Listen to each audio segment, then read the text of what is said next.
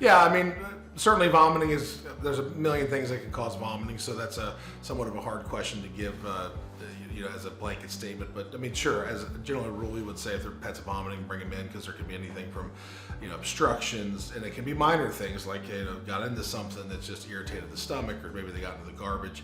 Many cases of vomiting are self-limiting in the sense that they'll go away on their own in a couple days. So the things we really look for with a vomiting case that we get really concerned is if you see major behavioral change, like that young dog is crazy and active all the time, and all of a sudden he's vomiting, and now he's just very lethargic, very dumpy, no energy, not eating. That would be a concern. Certainly, if vomiting is also then moves into profuse vomiting, where they puked once and now they're puking 5, 6, 7, 10 times. Of course, if there's blood in the vomit, we'd want to see them. Or if it's also progressing front and back end, that vomiting, and now all of a sudden we're getting diarrhea, that's a symptom we would want to see. If the pet's vomiting once, acting fine, a lot of times that's kind of an easy at-home remedy.